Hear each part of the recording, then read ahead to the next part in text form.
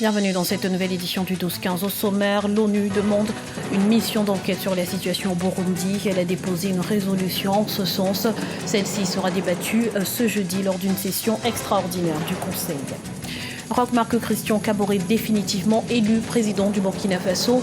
Les résultats du scrutin du 29 novembre ont été confirmés ce mardi par la Cour constitutionnelle. Et puis ils sont désormais 8 en course pour la présidentielle de février 2016 au Niger. Mahaman Assimou a été investi candidat du Parti pour la justice et le développement ce lundi. La violence a franchi un nouveau palier au Burundi ces derniers jours. Face à cette situation, une résolution de l'ONU appelle au déploiement en urgence d'une mission dans le pays. Objectif, enquêter sur de possibles violations de droits de l'homme. Gladys Mwamba.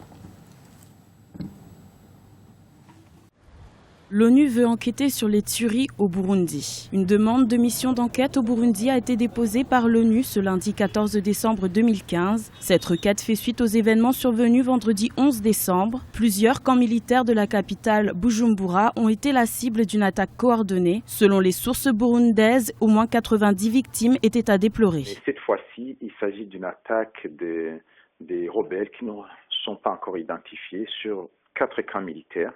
Et à la suite de ça, la répression a été sauvage, la répression du pouvoir, notamment dans les quartiers de Nyakabiga, Musaga et Ngagara.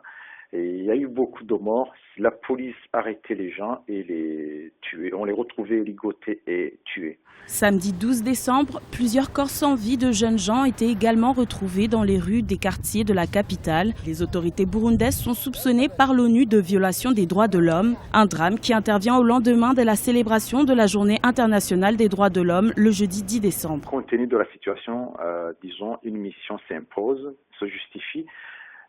S'il s'agit d'une mission d'observation, elle pourra se faire.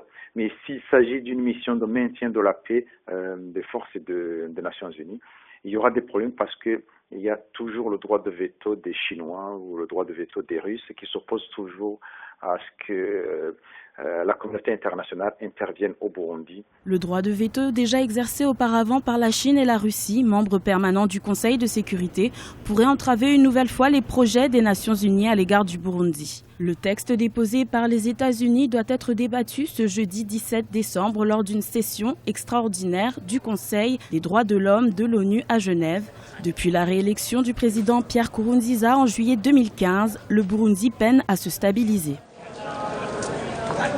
Ce n'était plus qu'une formalité. Le Conseil constitutionnel a proclamé ce mardi les résultats définitifs de la présidentielle du 29 novembre au Burkina Faso. Ils viennent confirmer la victoire de Roch Marc Christian Kaboré avec 53,46% des suffrages. Reportage de notre correspondant à Ouagadougou, Wendiam Valentin Compaoré. Le Conseil constitutionnel a confirmé l'élection de Roch Marc Christian Kaboré, avec quelques modifications, notamment l'annulation des résultats de 83 bureaux de vote sur près de 18 000 bureaux de vote.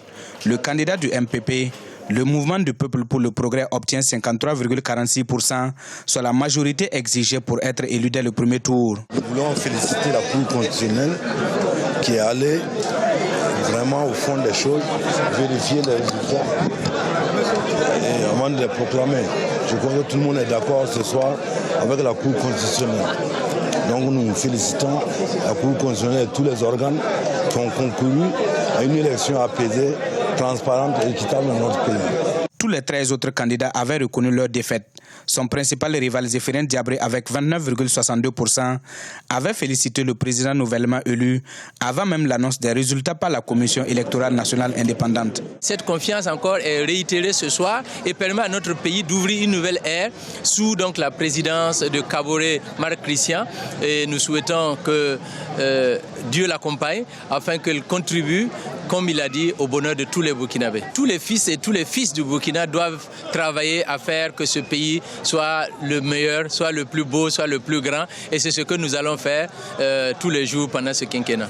L'élection de Roch Marc Christian Kaboré permet au Burkina de renouer avec la normalité constitutionnelle interrompue en octobre 2014 par une insurrection populaire. Le président nouvellement élu sera investi le 29 novembre 2015, la première passation de pouvoir entre deux présidents civils depuis l'indépendance du pays. Mahaman Assimou, officiellement candidat à la présidentielle nigérienne, cette ancienne figure de la société civile passée à l'opposition a été investi lundi par le Parti pour la justice et le développement. Il devient le 8e prétendant à la magistrature suprême. Les précisions de Paul de Singwe. Ils sont désormais 8 candidats en lice pour la présidentielle au Niger.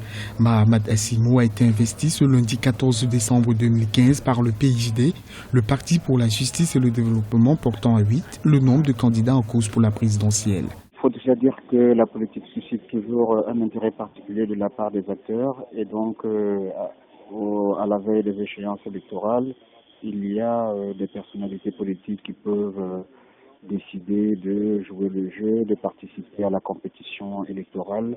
Il faut relever qu'au Niger, il y a que la Commission électorale nationale indépendante a accompli un travail formidable au cours de ces dernières années, même si le consensus n'est pas effectif. Âgé de 54 ans, Mahaman Assimou a été le vice-président de la Haute Autorité de lutte contre la corruption. Suite à des désaccords avec le président Mahamadou Issoufou, ce dernier va démissionner en 2012, puis rejoindre les rangs de l'opposition. Plusieurs acteurs de la vie politique nigérienne prendront également part à ce scrutin présidentiel, parmi lesquels l'ancien président de l'Assemblée nationale, Hama Amadou, et l'ancien premier ministre, Chefou Amafou. Ce qui est impressionnant particulièrement au Niger, c'est cette multitude d'acteurs politiques de premier plan. Il y a des anciens premiers ministres, un ancien président de l'Assemblée nationale. Donc ce sont des personnalités politiques de premier plan. L'enjeu politique est crucial parce qu'il faut relever qu'au dernier des élections présidentielles, il y a eu des alliances qui ont contribué à renforcer le pôle de la majorité présidentielle actuelle. Et donc, au clivage qu'on a pu observer au cours de ces dernières années, il y a une volonté de revanche. Et donc, c'est cela qui explique cette multitude de candidatures de personnalités de premier plan dans le pays. L'élection présidentielle au Niger aura lieu le 21 février 2016. Le président sortant Mahamadou Issoufou sera candidat à sa propre succession. La 10e réunion ministérielle de l'Organisation mondiale pour le commerce s'est ouverte ce mardi à Nairobi, capitale kenyane. L'Afrique espère que la rencontre débouchera sur des résultats immédiats en termes de libéralisation des échanges en vue d'augmenter les profits mondiaux des matières premières qu'elle produit. On écoute à ce propos le président du Kenya, Uhuru Kenyatta. Africa's farmers agriculteurs africains ne peuvent tout simplement pas rivaliser avec les agriculteurs fortement subventionnés des pays développés.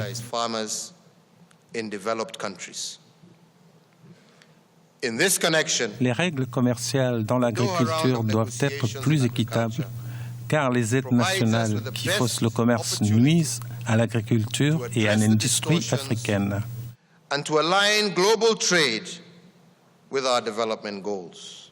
Dans le reste de l'actualité, de nombreux citoyens estiment qu'il a dépassé les bornes. En Afrique du Sud, plusieurs manifestations sont prévues ce mercredi 16 décembre pour demander la démission du président Jacob Zuma. Ce dernier a provoqué la colère des Sud-Africains après avoir changé 2 fois de ministre des Finances en une semaine, entraînant des soubresauts sur le marché et une chute de la monnaie nationale.